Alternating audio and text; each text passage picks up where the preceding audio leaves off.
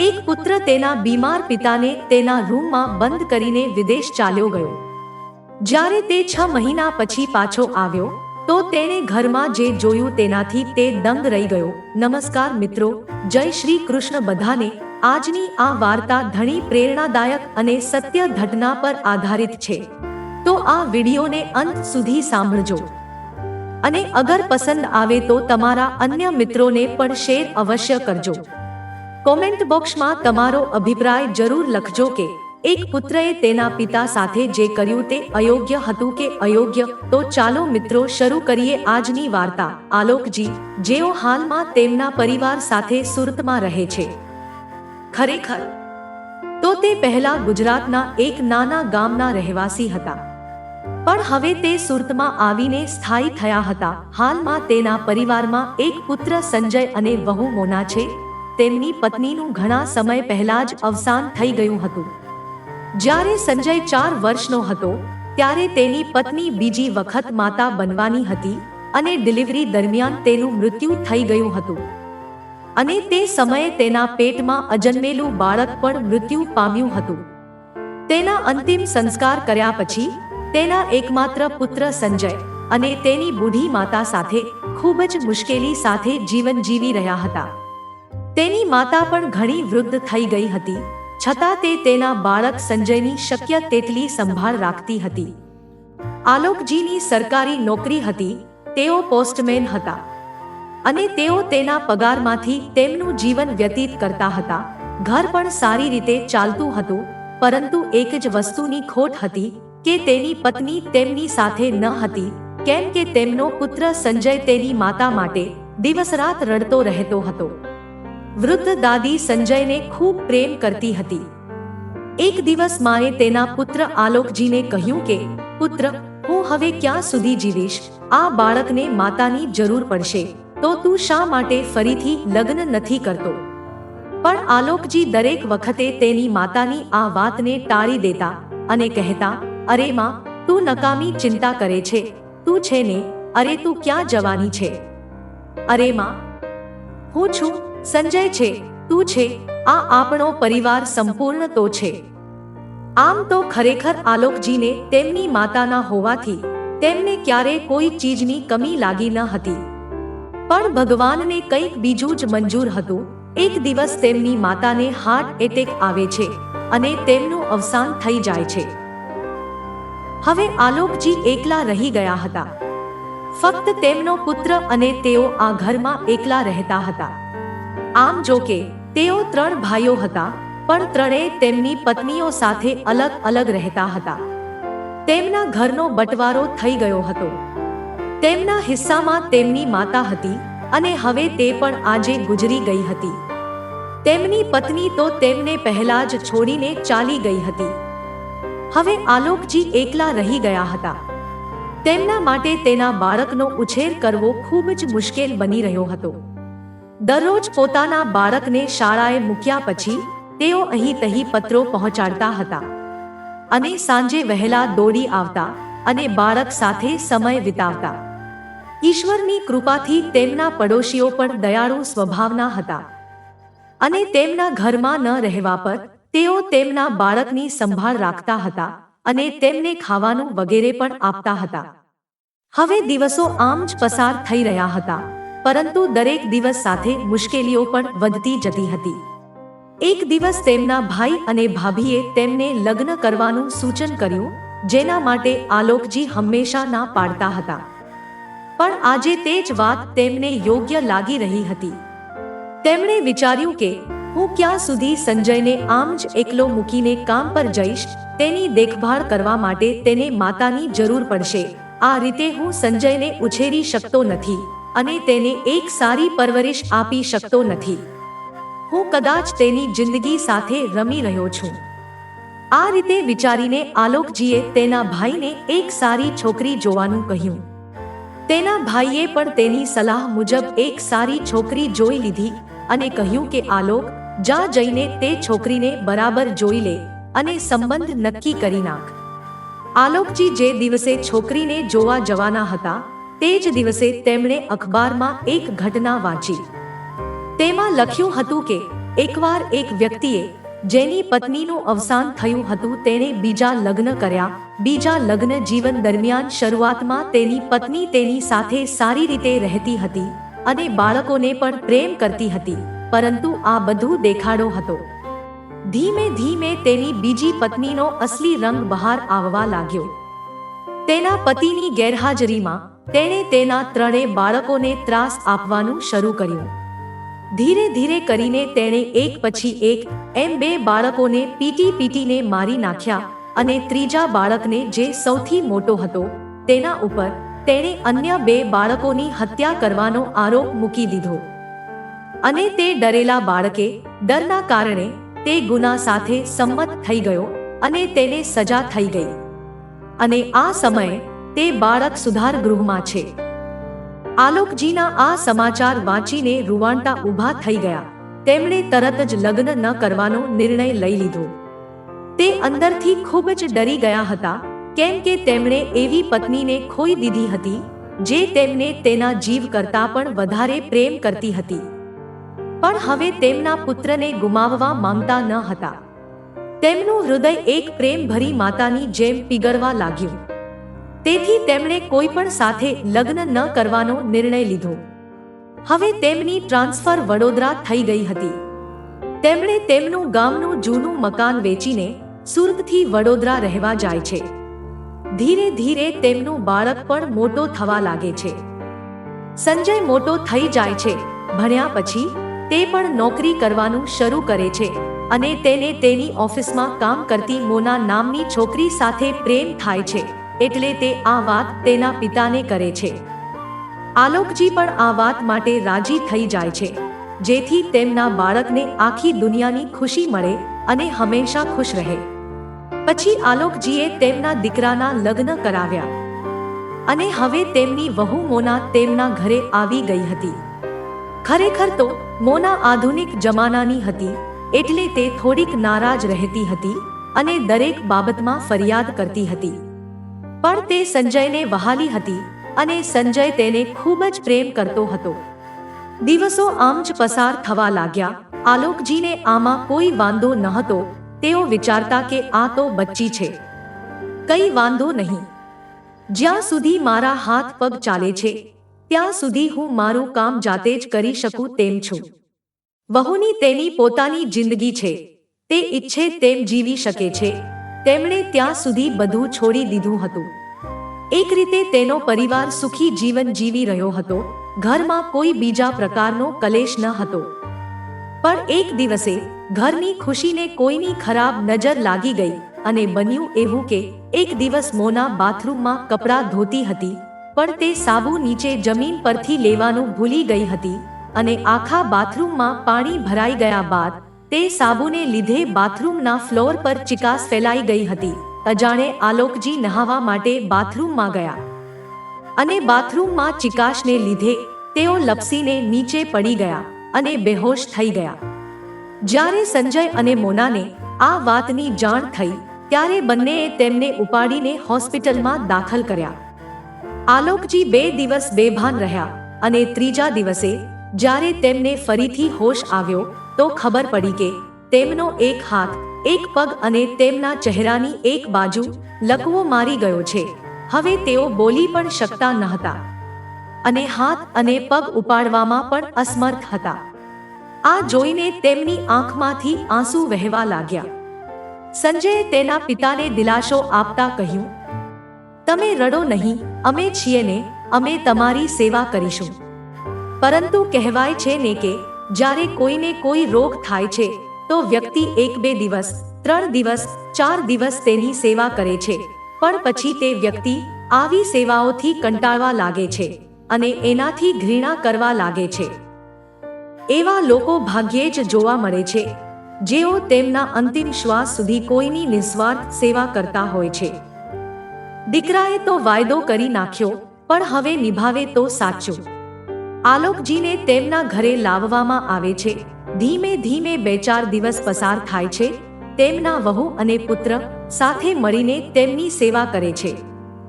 પણ ધીમે ધીમે વહુના દિલમાં તેમની સેવા કરવાનો કંટાળો આવવા માંડે છે. તે તેમની વારંવારની સેવાથી કંટાળી ગઈ હતી. હવે તેમને જોઈને જ તેને ઉબકા આવતા હતા. એથી તે તેમની સેવાથી દૂર ભાગવા લાગી અને ધીરે ધીરે મોનાએ તેના સસરાની સેવા બંધ કરી દીધી અને બધી જવાબદારી તેના નોકરને સોંપી દીધી. નોકર આખિર નોકર હોય છે, તે પણ શું કરત? તેને જેટલો સમય મળતો તેટલા સમય તેમની સેવા કરતો અને પછી તે તેના અન્ય કામમાં લાગી જતો. અગર જો તે બીજા કામ પણ ન કરત તો મોના તેને ઠપકો આપીને આખો દિવસ સંભળાવતી હતી અને જ્યારે સંજય સાંજે ઘરે આવતો ત્યારે તેનું પણ જીવન દુશ્વાર બનાવી દેતી. તેને અવારનવાર સલાહ સૂચન આપતી હતી અને વારંવાર તેને તારો બાપ કહીને સંબોધતી હતી. તેથી સંજય પણ તેની પત્નીની આવી વાતોથી કંટાળી ગયો હતો અને એ પણ તેના પિતાની સેવા કરી હેરાન થઈ ગયો હતો. આલોકજી પણ પોતાની આવી હાલત પર રડવા લાગ્યા હતા. તેમને હતું કે મારો પુત્ર અને વહુ તેમની સેવા કરશે, પણ હવે કંઈક બીજું જ થઈ રહ્યું હતું. હવે આલોકજી પુત્ર અને વહુને બોજ જેવા લાગવા લાગ્યા હતા. તેઓ એક ઘરના કચરા જેવા લાગવા લાગ્યા હતા. એક એવો કચરો કે જે દિવસે ને દિવસે દુર્ગંધ મારવા લાગે છે અને લોકોને તે વહેલી તકે ઘરની બહાર ફેંકી દેવાનું મન થાય. હવે તેના પિતા તેમની નજરમાં કચરો લાગવા લાગ્યા હતા. એક દિવસે મોનાનો ભાઈ અને તેની ભાભી મોનાનો જન્મદિવસ નિમિત્તે મોનાના ઘરે આવ્યા હતા. મોનાનો જન્મદિવસ ખૂબ જ ધામધૂમથી ઉજવવામાં આવી રહ્યો હતો અને ત્યાં આલોકજી વ્હીલચેર પર બેઠા હતા. તેઓને ખૂબ જોરથી ટોયલેટ લાગી હતી અને કોઈ પણ રીતે બતાવી શકતા ન હતા. એમણે વાતને બતાવવાનો ઘણી વાર પ્રયત્ન કર્યો, પણ તેઓ બતાવી શક્યા નહીં. લોકોને એમના ચહેરાના હાવભાવ જોવાનો સમય જ ન હતો. જન્મદિવસની પાર્ટીમાં જોરથી ડીજે વાગતું હતું. બધા આનંદથી નાચતા ગાતા હતા. ત્યાં લોકો અનેક પ્રકારની વાનગીઓ ખાઈ રહ્યા હતા, પણ આલોકજીના ચહેરા તરફ કોઈને જોવાનો સમય જ ન હતો. અંતે આલોકજી સહન ન કરી શક્યા અને તેમણે પોતાના કપડાં ત્યાં જ બગાડી નાખ્યા. જ્યારે આગળ પાછળ મળની ગંધ આવવા લાગી ત્યારે લોકો આશ્ચર્યમાં પડી ગયા કે આ દુર્ગંધ ક્યાંથી આવે છે. એટલે મોનાએ તેના સસરા તરફ જોયું. તેના સસરા ખૂબ જ દયનીય સ્થિતિમાં આંખો નીચી કરીને સતત રડી રહ્યા હતા. આ જોઈને મોનાને બિલકુલ પણ દયા ન આવી, પણ ઉલટાની ગુસ્સે થઈને તેણે તેના સસરાને થપ્પડ મારી અને તેમને બાથરૂમમાં ખેંચીને ત્યાં પટકી દીધા. આલોકજી બાથરૂમમાં નીચે પડી ગયા. મોનાએ તેના નોકરને બધી ગંદકી સાફ કરવા માટે કહ્યું અને ગુસ્સાથી પગ જમીન પર પટકીને તેના રૂમમાં આવી તેના પતિ સંજયને જેમ તેમ બોલવા લાગી કે હવે બહુ થયું, આટલા બધા મહેમાનો વચ્ચે મારી આબરૂ ગઈ. હવે તો ઘરમાં ખુશી મનાવવી પણ મુશ્કેલ થઈ ગઈ છે. મારે આ ડોશાની ગંદકી દિવસરાત જોવી પડે છે. આશ્ચર્યની વાત એ હતી કે તેના પુત્રને પણ તેના લાચાર પિતા પર જરા પણ દયા ન આવી. બધા મહેમાનો ત્યાંથી ચાલ્યા ગયા એટલે સંજય પણ તેના પિતા સામે ગેરવર્તન કરવા લાગ્યો અને તેમને ખરી ખોટી સંભળાવવા લાગ્યો. એક ગરીબ નોકરે આલોકજીના ગંદા થઈ ગયેલા શરીરની સાફ સફાઈ કરી, તેમને સારા કપડાં પહેરાવી, વ્હીલચેર પર બેસાડી એમને તેમના રૂમમાં લઈ ગયો અને ત્યાં તેણે તેમના શરીર પર તેલ માલિશ કર્યું અને પછી ખાવાનું ખવડાવ્યું. આ નોકર તેના પુત્ર કરતાં વધુ સારો હતો. જો કે તે આલોકજીની સેવા માત્ર એટલા માટે કરતો હતો કે તેને પૈસા મળતા હતા, કેમ કે તે ઘણો ગરીબ હતો. પણ જે પુત્રને તેના પિતાએ આખી સંપત્તિ આપી, તેને સંપૂર્ણ સુખ આપ્યું. અરે તેની દરેક મનોકામના પૂર્ણ કરવા તેની માં બનીને આખો દિવસ ભાગતો દોડતો રહ્યો. એકવાર માટે પણ શાંતિથી બેસ્યો ન હતો અને પોતાનું આખું જીવન તેના પુત્ર માટે સમર્પિત કરી દીધું. એવા એ જ દીકરાને તેનો પિતા બોજ લાગી રહ્યો હતો. આવા પુત્ર કરતા તો તેનો નોકર સારો હતો. ભલે ને તે પૈસા માટે સેવા કરતો હતો, પણ દિલથી તો તે કરતો હતો. આ રીતે આખી રાત નીકળી જાય છે અને સવાર પડે છે. સવારે પણ વાતાવરણ સારું નહોતું લાગતું. વહુએ બધે એવું ગંભીર વાતાવરણ સર્જી દીધું હતું કે જાણે કોઈનું મૃત્યુ થયું હોય. અને આ રીતે 4 થી 5 દિવસ પસાર થઈ જાય છે. અને ત્યારે જ સંજયને વિદેશથી એક લેટર આવે છે. તેને વિદેશમાં સારી કંપનીમાં નોકરી મળી ગઈ હતી. તેના માટે પહેલા જ તેણે એપ્લાય કર્યું હતું. તેની ખુશીનો કોઈ પાર ન રહ્યો. તેની પત્ની વધુ ખુશ થઈ ગઈ કે ચાલો કોઈક રીતે પણ આ ડોસાથી જાન છૂટશે. તેઓ બંનેએ જોરશોરથી તૈયારીઓ શરૂ કરી દીધી. અને 10 દિવસમાં તેમનો વિઝા પણ બની ગયો. પત્નીના સાથેનો બધો સામાન ભેગો કરીને પોતાના અને બીજા અગત્યના રૂમને તાળું મારી દે છે. અને પછી પોતાના પિતાના રૂમની ચાવી લઈને નોકરને આપે છે અને કહે છે કે પિતાનું ધ્યાન રાખજે અને સમય પર ખવડાવજે. અને તેમને જે પણ તકલીફ હશે એને માટે હું તારા ખાતામાં પૈસા જમા કરાવતો રહીશ. અને પિતાની સંભાળ રાખજે. સંજય એના પિતાની બધી જવાબદારી તેના નોકર પર છોડી દઈ તેની પત્નીની સાથે ખુશીથી તેનો સામાન લઈને એરપોર્ટ તરફ રવાના થઈ જાય છે. હવે ઘરમાં માત્ર નોકર અને આલોકજી રહી જાય છે. નોકર એક સારા સેવકની જેમ તેના માલિકની સેવા કરવા લાગે છે અને તેમાં કોઈ કમી નથી આવવા દેતો. તે દિલથી આલોકજીની સંભાળ રાખતો હતો. આલોકજી પણ નોકરથી ખૂબ જ ખુશ હતા.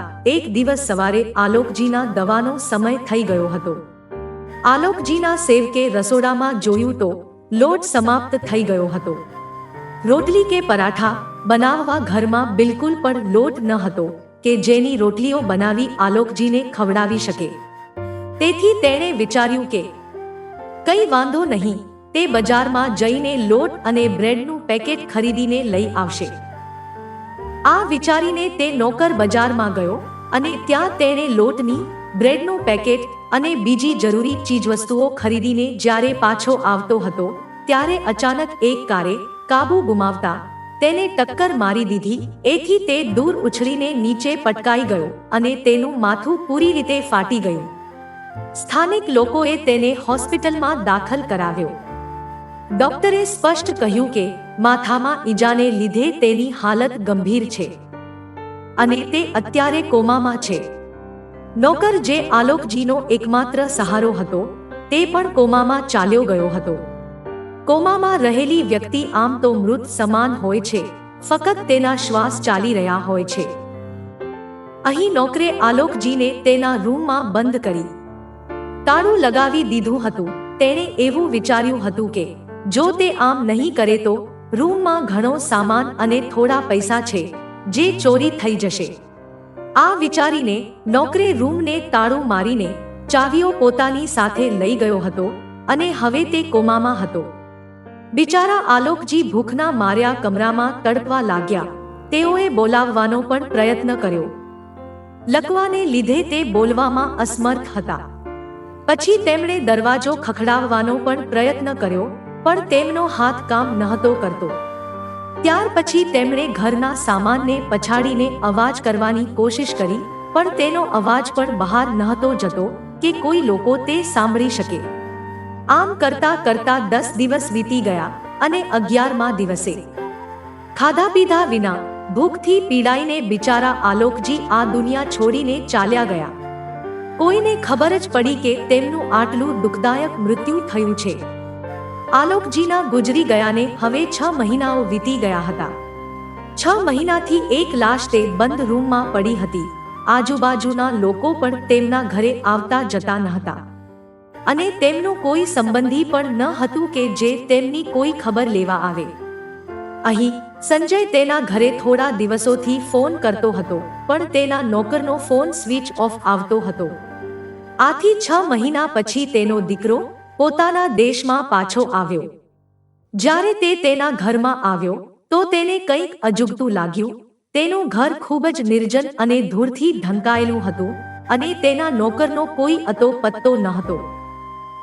સૌપ્રથમ તે તેના પિતાના રૂમ તરફ ગયો અને ત્યાં જોયું કે તેમના પિતાનો કમરો બહારથી બંધ હતો અને તેના પર તાળું લાગેલું હતું અને ઘરની અંદર કોઈક પ્રકારની વાસ આવી રહી હતી પણ તેને કંઈ સમજાયું નહીં.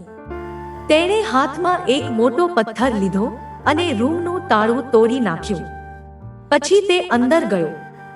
જેવું તેણે અંદર જોયું તો તેના હાથમાંની બધી વસ્તુઓ જમીન પર પડી જાય છે અને તે પોતે પણ જમીન પર પડીને જોર જોરથી રડવા લાગે છે.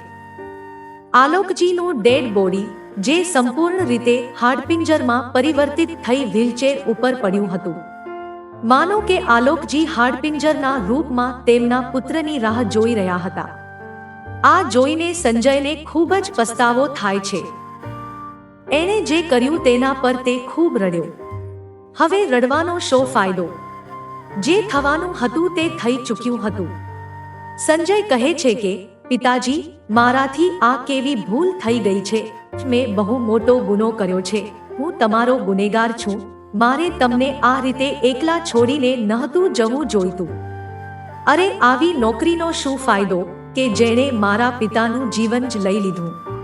ધિક્કાર છે મારી ઉપર કે પુત્ર થઈને એક પિતાના જીવનની કાળજી પણ લઈ ના શક્યો. મિત્રો, આવા ધિક્કારનો શું મતલબ છે?